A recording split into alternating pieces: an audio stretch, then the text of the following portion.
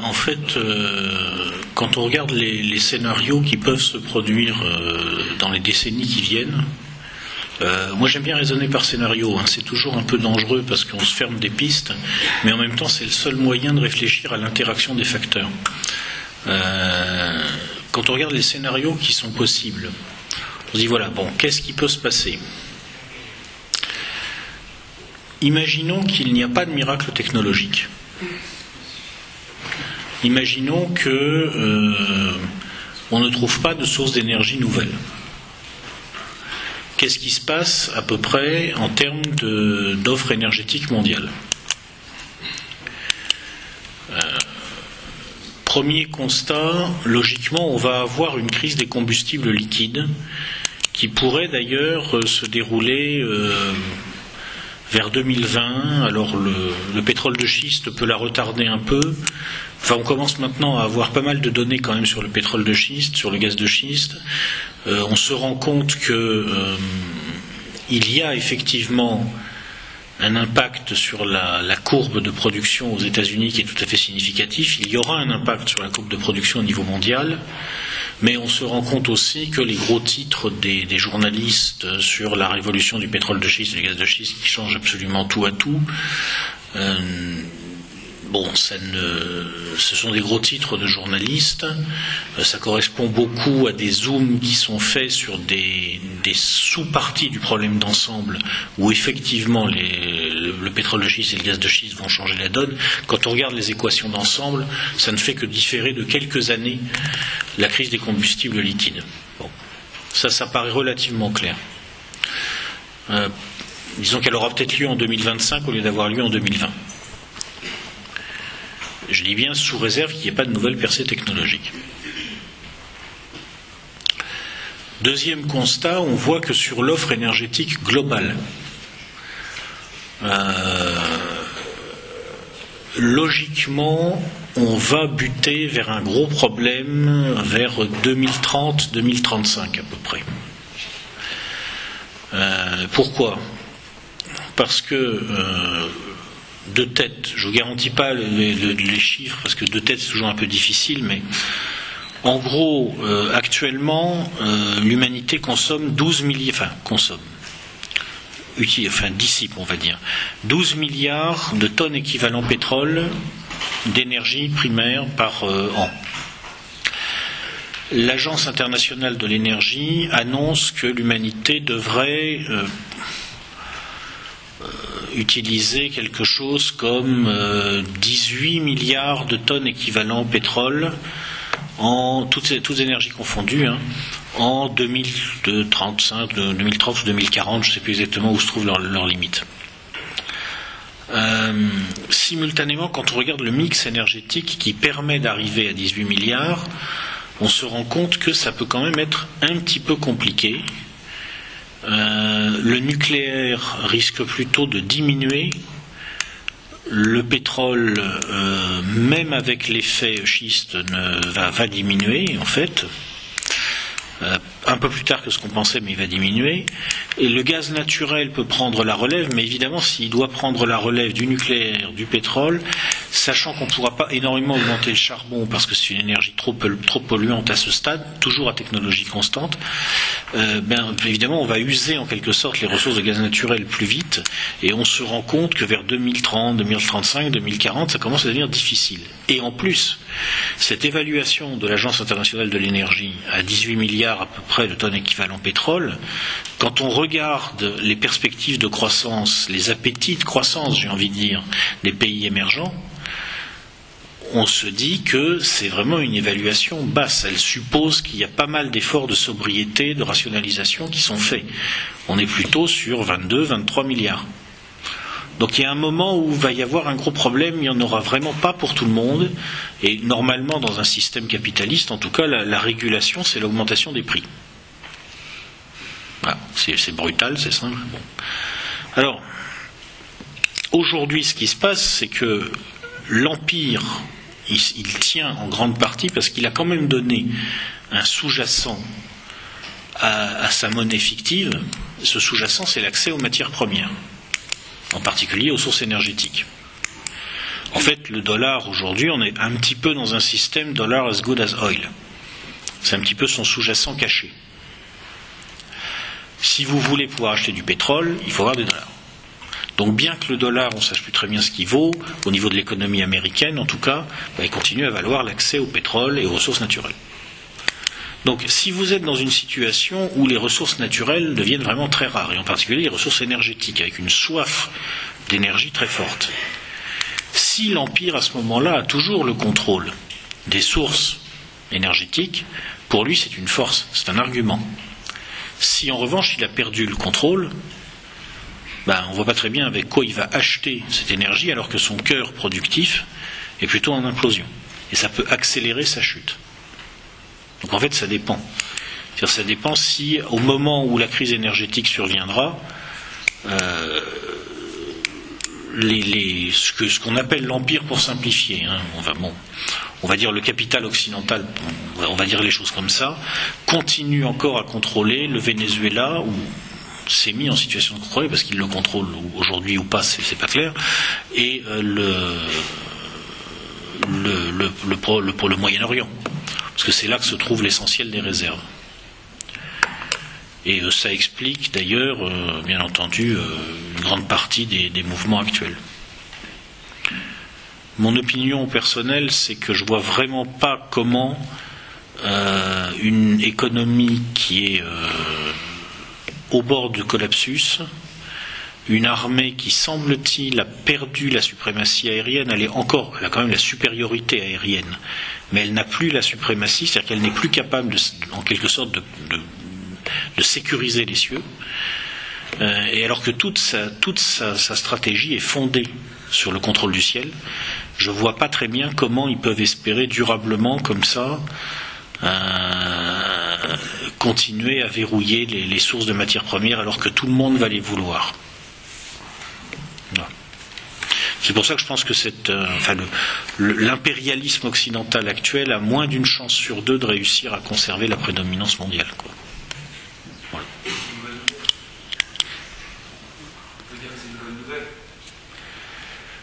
Oui, ça dépend comment ça se passe au moment où ils vont comprendre qu'ils sont en train de perdre.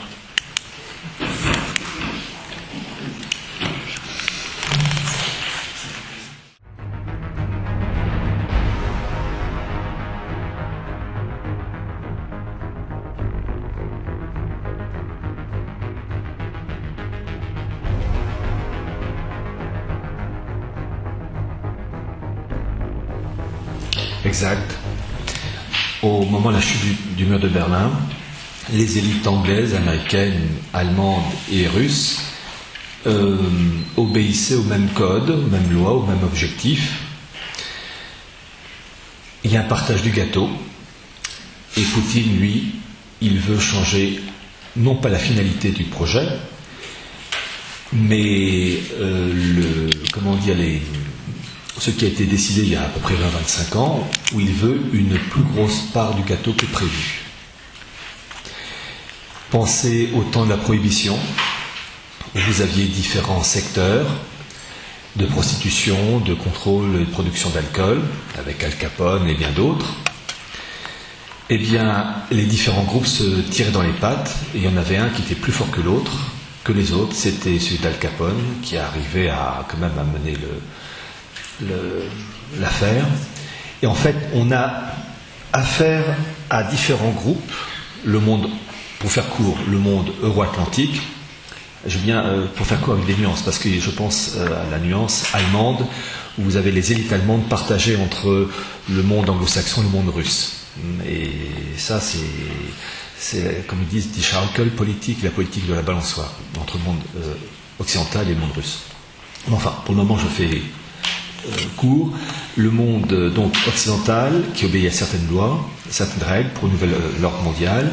Poutine qui veut la même chose, un nouvel ordre mondial, mais il veut une part du gâteau, et pour cela il a torpillé les règles qui avaient été édictées il y a à peu près 20-25 ans.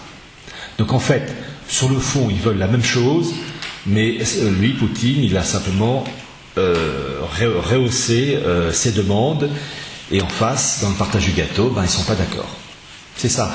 Lorsque Poutine a créé, il y a quelques semaines de ça, en liaison avec le Kazakhstan et la Biélorussie, l'Union économique eurasienne, qui doit devenir ensuite, mais c'est par étapes toujours, une Union eurasienne avec caractère supranational. D'ailleurs, je rappelle, c'est dans RIA Novosti, octobre ou novembre 2011, vous pouvez retrouver l'information, où Poutine annonce la création d'une Union eurasienne supranationale, évidemment, chose qui ne peut se faire que par étapes, comme en 1957, lorsqu'il y a eu le traité de Rome avec la CEE. On n'allait pas dire en 1957 aux Français, aux Italiens, il y aura une seule monnaie, l'euro, la Commission européenne va tout décider. Non, officiellement en 1957, il y avait une souveraineté des États, mais peu à peu, ils ont grignoté et peu à peu transvalté ou déplacer plutôt la souveraineté des États vers la Commission européenne d'un côté puis les régions de l'autre. Eh bien, Poutine va faire la même chose, simplement il veut une grosse part du gâteau. Poutine fait partie du système. Comment un homme qui a fait sa carrière dans le KGB, au sein du KGB, peut-il être un enfant de Marie ? Je veux dire un enfant de Marie, ça c'est une expression catholique, je veux dire par là, innocent et non. La meilleure définition qui a été donnée du communisme, donc pour l'Union soviétique, c'est un pape qui l'a donné. C'est le pape Pie XI. Il a dit que le communisme n'était pas mauvais, non, il n'a pas dit ça. Il a dit que le communisme est intrinsèquement pervers.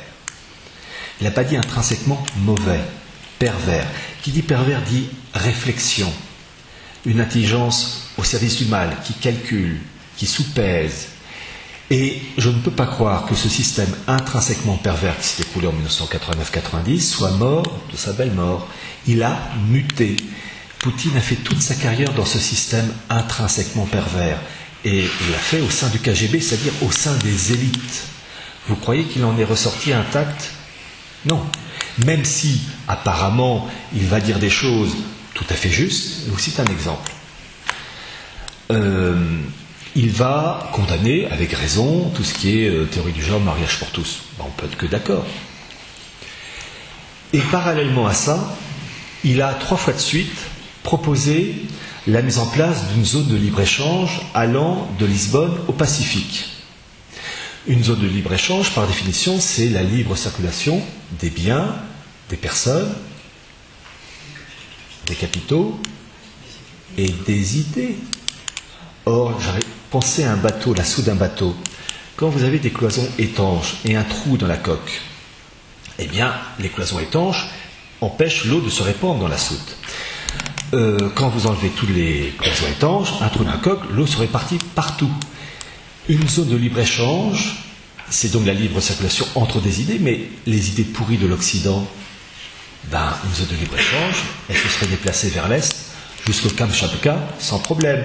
Pour quelqu'un qui défend les valeurs classiques traditionnelles, il aurait dû dire « malheureusement, la zone de libre-échange fait que toutes les idées pourries de l'Occident vont contaminer la Sainte Russie. »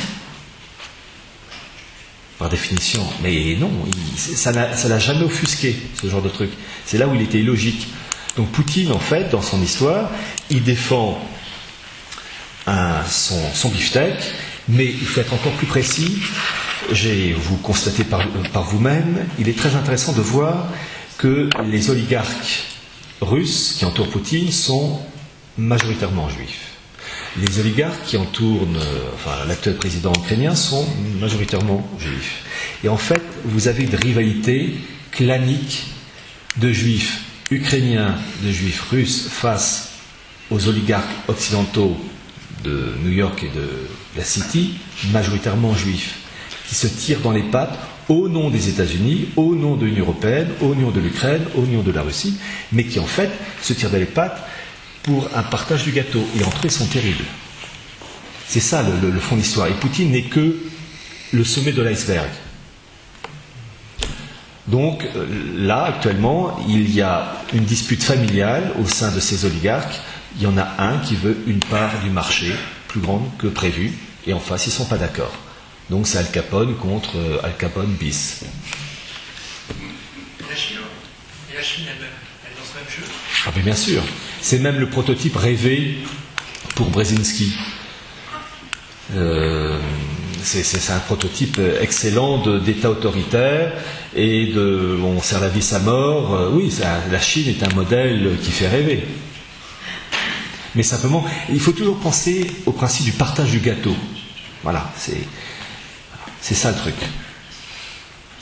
N'oubliez jamais que l'équivalent du CFR chinois, ils ont un site, Chinese Institute of International Affairs, un truc de ce style, qui est donc bilingue, chinois-anglais, a été créé dans les années 50 par les membres du CFR, américains et canadiens.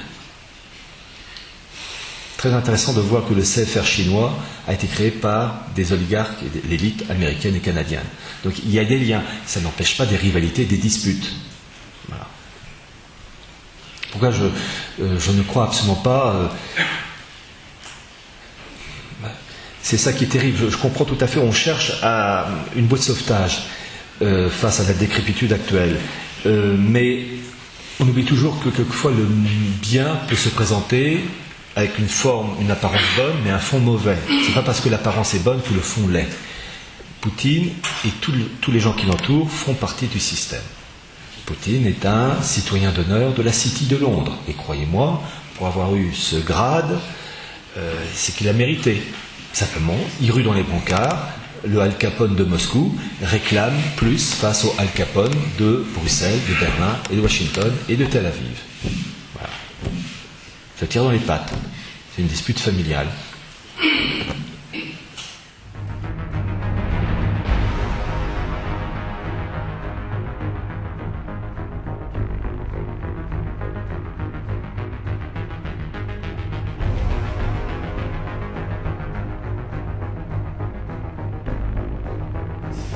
Alors, la deuxième question, vous allez avoir des régions et des eurorégions plus avantagées que d'autres. L'eurorégion Alsace-Pays de Bade, avec son eurométropole Strasbourg, aura à mon avis plus d'avenir que la grande région centre avec Clermont-Ferrand.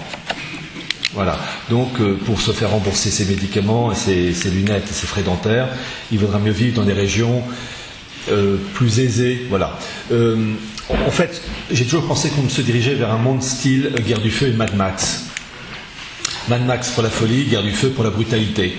Donc ceux qui auront raison, ce seront les plus forts. Voilà, point barre. Donc il y aura des rivalités humaines, etc. Alors pour la réforme de Hollande, le mondialisme a toujours procédé par étapes. Il ne peut pas passer de but en blanc à aller. Bon, la finalité. La finalité de la finalité, c'est ce qu'on voit dans les films de science-fiction où vous avez une humanité indifférenciée. C'est ça qu'ils veulent.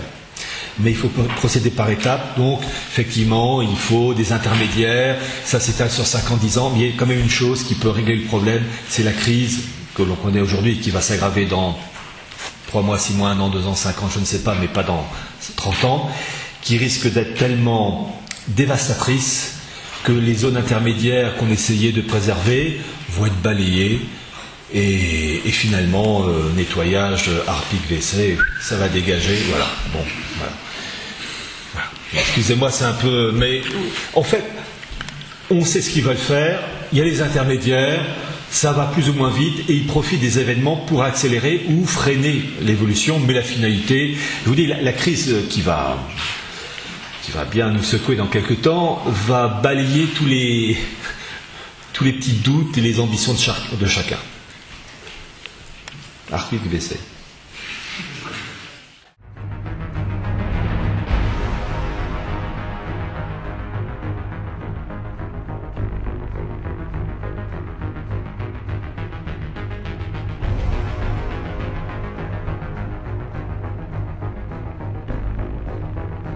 C'est sa part du gâteau. Il veut sa part du gâteau, et par exemple, en annexant la Crimée, il a reçu 2 choses. La Crimée à l'origine ukrainienne, et les Ukrainiens, enfin Kiev, accordé à Moscou, un bail pour la flotte de guerre, je crois qu'il allait jusqu'en 2042. Donc il y avait quand même un contrôle et un manque de liberté pour les Russes.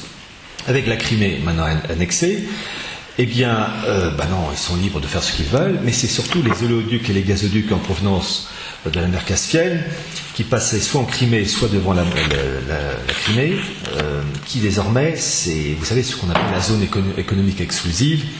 où les 200 000 marins devant les côtes, 370 km en gros, tout ce qu'il y a dans l'eau et dans le sol, ça appartient au pays. Bon, ben maintenant que la Crimée est sous contrôle russe, est territoire russe, Poutine contrôle la production et l'acheminement du pétrole et du gaz via les oléoducs et gazoducs en provenance de la mer Caspienne jusqu'aux côtes bulgares et roumaines sans problème. Et ce renforcement de cette présence russe en mer Noire fait que les Russes ont un accès plus direct et plus solide pour leur unique base navale à Tartous en Syrie. Poutine défend son beefsteak, mais je ne le critique pas pour ça, hein, il a tout à fait raison, mais comprenez, ce n'est pas parce que le monde occidental est pourri que je vais me tourner vers le monde oriental, les Russes en parlant comme des sauveurs.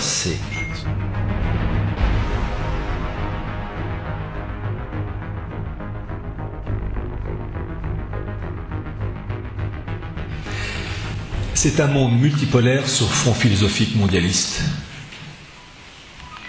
Ils veulent une gouvernance mondiale, avec des diversités, des blocs régionaux. Donc voyez-vous, c'est comme Napoléon Ier. Napoléon Ier voulait l'unité de l'Europe, avec la diversité des États européens, mais sur un fond commun, les principes de 89. En cela, il a réussi. Et bien là, c'est pareil, Poutine et tout le reste ont les mêmes objectifs d'une gouvernance mondiale. Il veut son union eurasienne supranationale, mais simplement il veut un secteur musclé et qui rend service au monde occidental, parce que le monde occidental va pouvoir mettre en place des mesures en Europe et aux États-Unis, mesures qu'il n'aurait pas pu prendre, en tout cas établir, s'il n'y avait pas ce, entre guillemets, méchant Poutine. C'est l'action, vous savez, c'est le principe des jambes. J'ai toujours dit, il faut deux jambes, la jambe gauche qui aide à la jambe droite à avancer de manière alternative. Ben là, c'est pareil, il faut un gros méchant, entre guillemets, il n'est pas pire qu'en face, Poutine, pour obliger le monde occidental à hâter quoi? L'instauration du marché transatlantique. Et d'ailleurs, le monde occidental, les Canadiens et les Américains ont proposé l'instauration d'un maillage, je cite leur expression, d'un maillage énergétique pour resserrer les liens entre les États de l'Union européenne et l'Amérique du Nord. Bon, il faut quand même construire toutes les infrastructures, c'est pas demain la veille. Mais voilà, c'est ce que fait mon adversaire m'aide pour mettre en place des mesures que je n'aurais pas pu prendre si mon adversaire n'était pas un solide gaillard. Et en contrepartie, Poutine peut mettre en place des mesures solides, une union économique eurasienne, parce qu'il y a en face les méchants de l'Union euro-atlantique et l'Amérique du Nord. Vous voyez, c'est le ping-pong permanent. C'est...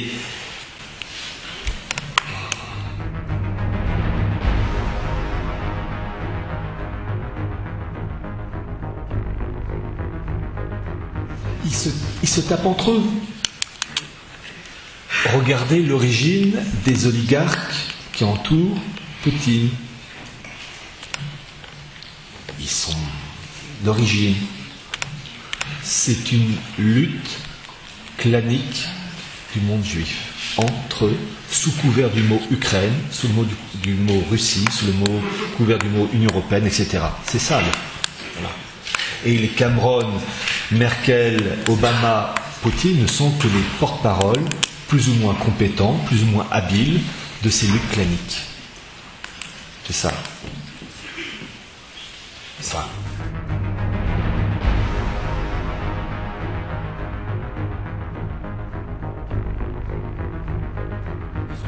L'Amérique latine, ils ont créé en 2008 l'UNASUR, la Guyane française en moins, avec objectif donc une Union européenne version sud-américaine, avec un Parlement sud-américain, citoyenneté, etc. Mais là, à la sauce plus ou moins marxiste, enfin, avec tous les degrés, voilà. Mais là aussi, il faut des oppositions, un continent plutôt libéral, un autre plutôt tendance marxiste. Il faut toujours des oppositions, les oppositions permettent le balancier.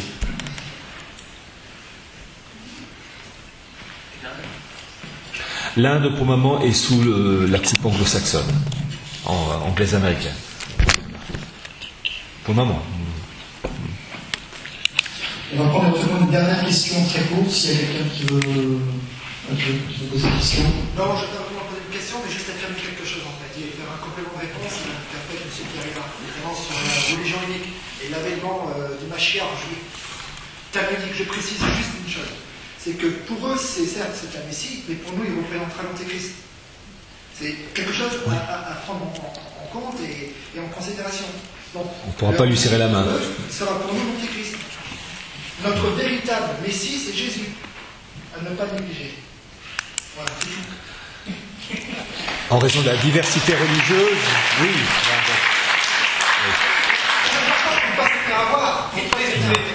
L'article 50. Attendez. Traité de fonction de l'Union européenne. Moi, je dis juste un truc, je vais être optimiste, je vais finir le débat optimiste. Oui. Je veux juste que tous les pays européens reprennent leur souveraineté. Qu'on sorte de l'Union. C'est simple pour sortir de ce marasme. Il suffit que la majorité des gens votent pour l'UPR, par exemple. C'est curieux, je voyais ça en filigrane. C'est-à-dire, moi je vois ça d'un point de vue optimiste. C'est-à-dire sortir de l'Union européenne, sortir de l'OTAN. Ah, mais je suis court. Ah oui, c'est... sortir de l'OTAN et sortir de l'euro. Et tout est réglé. Et on leur fait. C'est pas grave. Oui. Mais je crois que ça se fera dans la douleur. Il faut arrêter de boycotter parce que les pouvoirs médiatiques, ils donnent pas vous voyez, la parole à ces gens-là. Voilà. Et après, ensuite, Étienne Chouard et tous ces gens-là, il faut leur donner la parole pour avoir une démocratie tout le bordel. Moi, j'y crois. Il faut sortir de tout ça.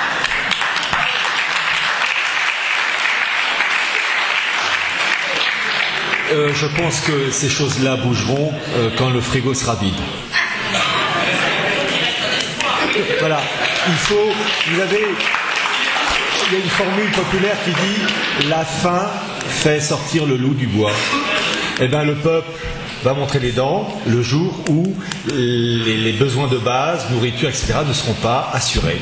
C'est la note optimiste. Merci en tout cas.